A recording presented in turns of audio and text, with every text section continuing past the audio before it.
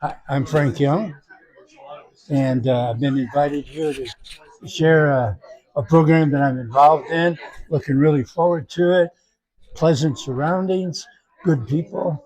So I'm excited about being here. Give it up for Frank. Don't be scared by this. If I talk too long, you can just pull this out of my nose. Then I have to sit down, okay?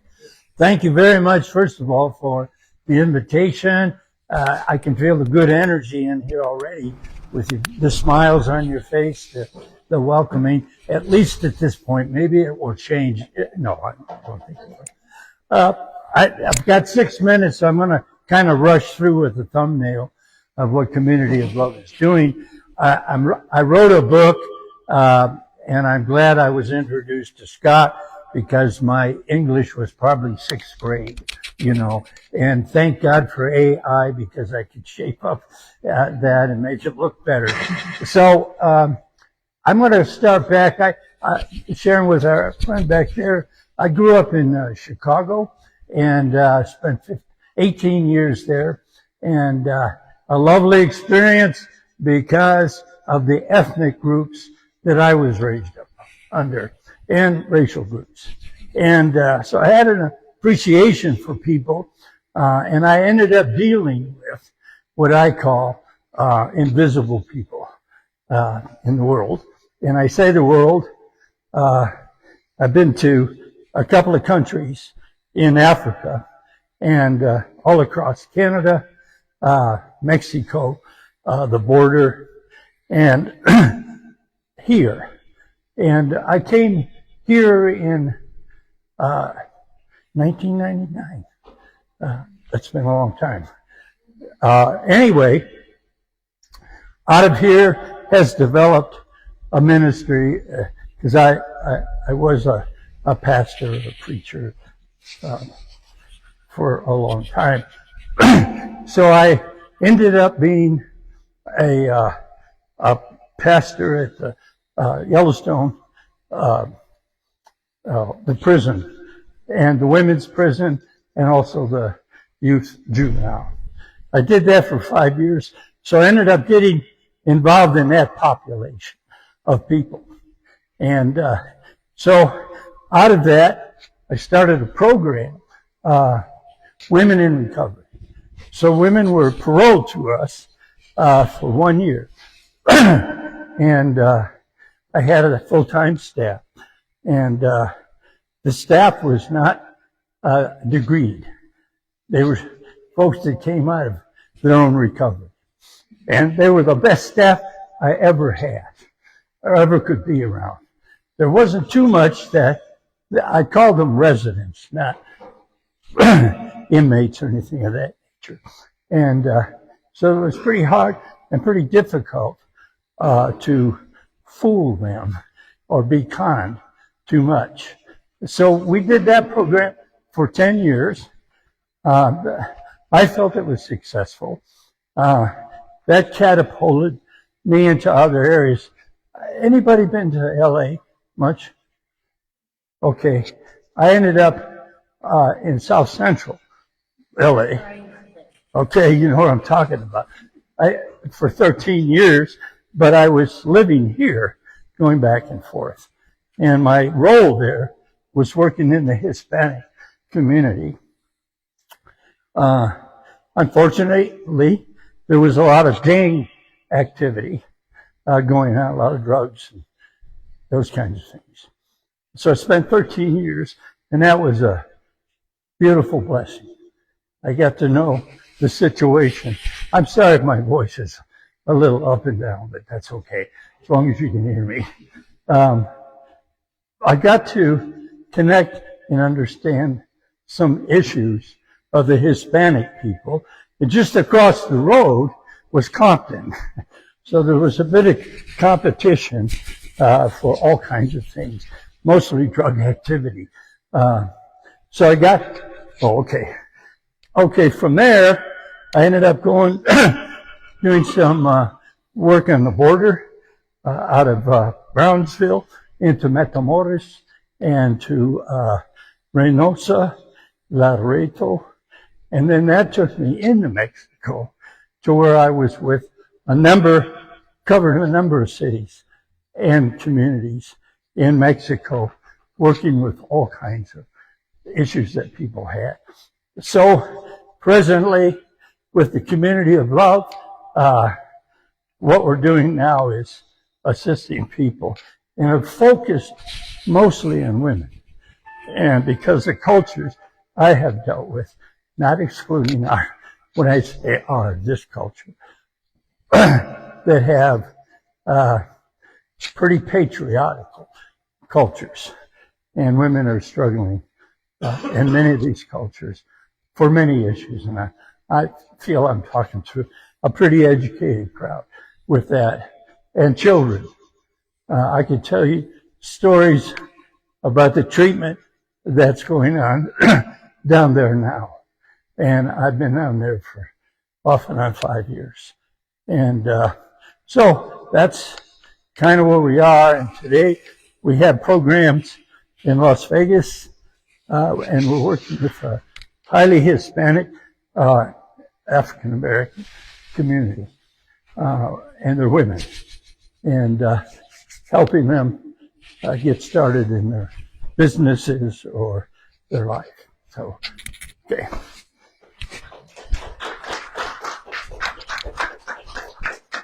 Well, Frank, you were very generous with your words when you said we look like an educated crowd, because we look like it, but I'm not sure we are. But that's what we're here to do, is get educated. So we're going to let the audience ask some questions of you, okay? Who wants to go first? Everybody jump at once.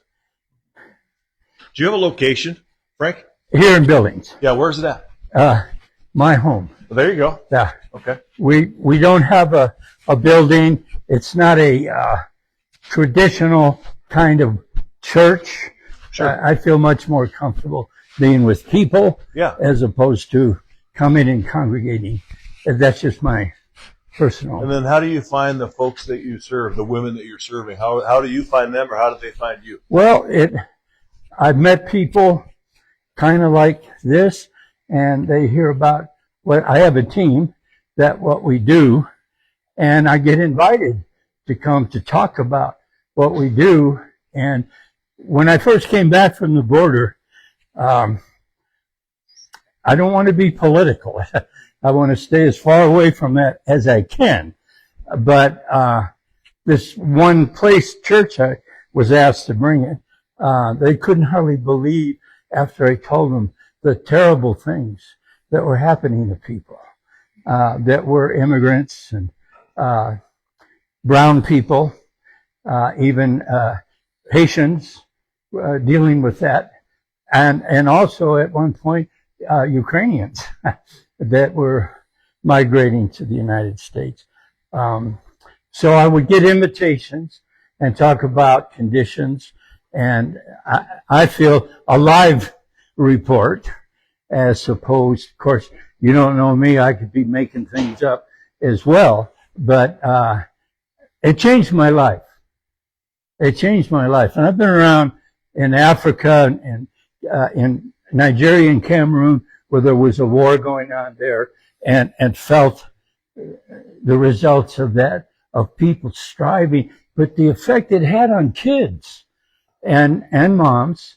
I focus on that because I've seen the discrimination and the struggle with women and children in those particular cultures.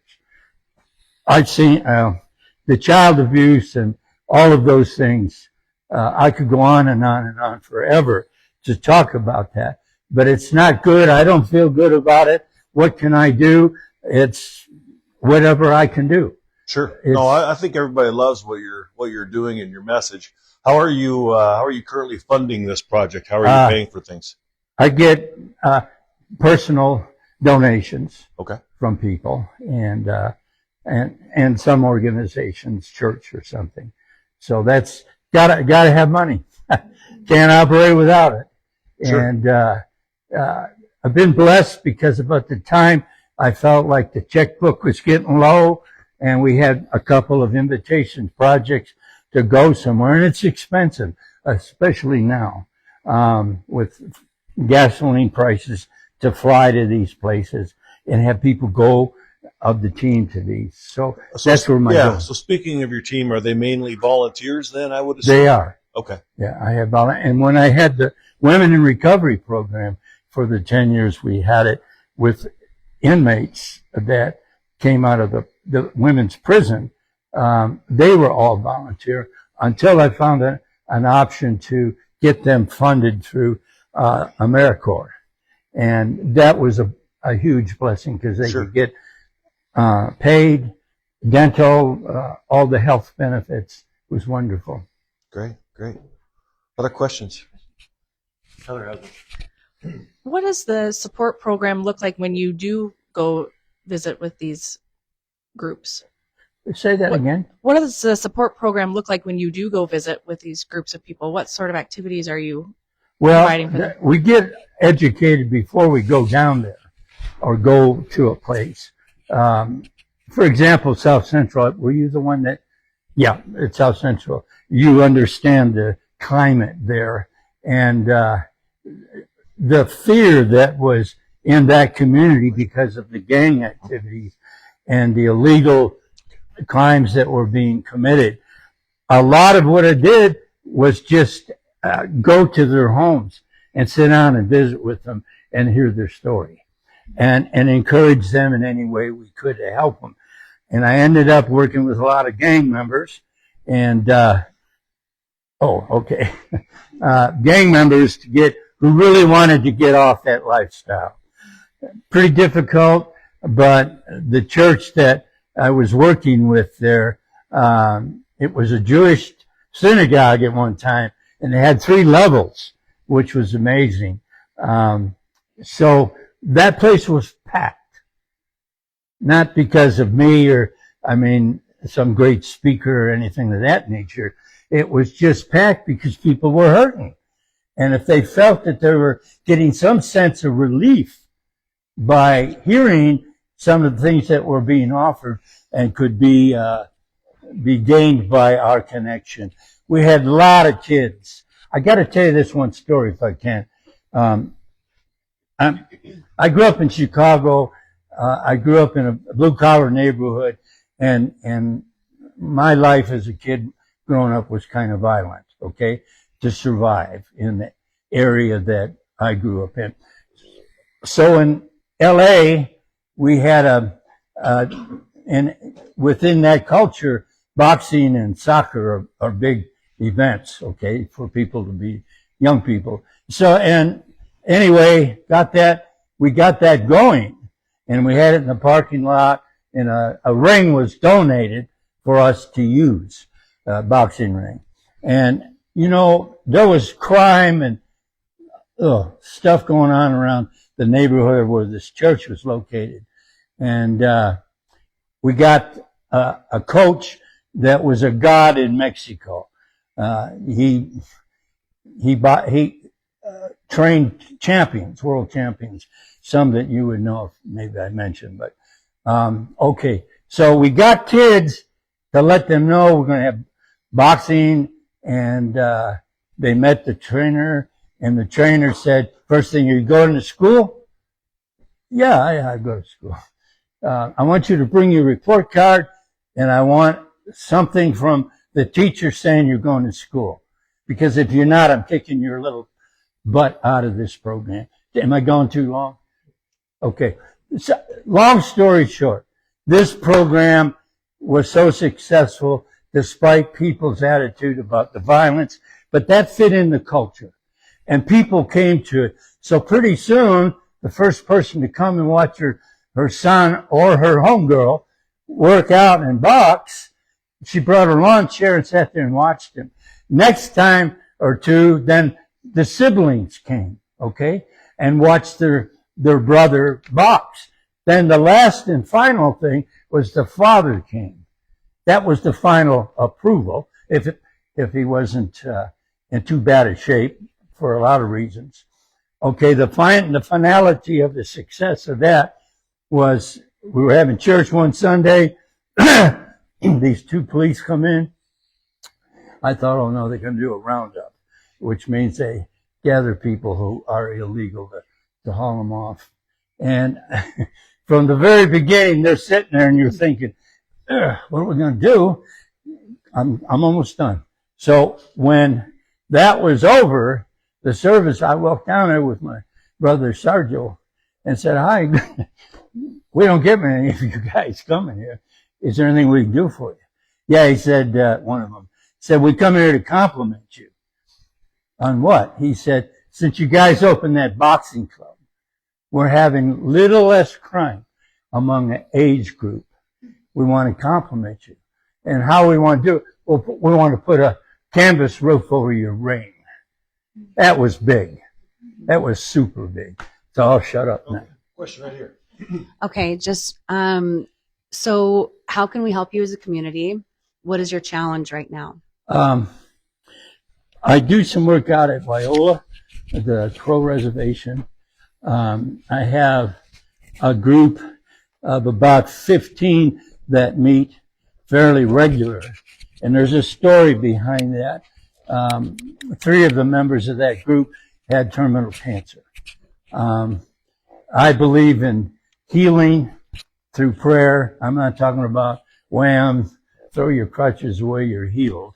I'm talking about long-term involvement with that to help that person through that. So I have people through other people. You know, some people, they're desperate. They said, this guy prays over people. I don't know if I believe it, but I'll try it, you know. So the connection developed and has developed that way. So it's no advertising. It's just people to people. And Scott came to one of our gatherings we had here a month ago. And I had some people, guests from Chicago, from LA, and real life stories. And they're willing to come and share it with people that are struggling. So I'm all about helping people through struggles. I don't care what it is.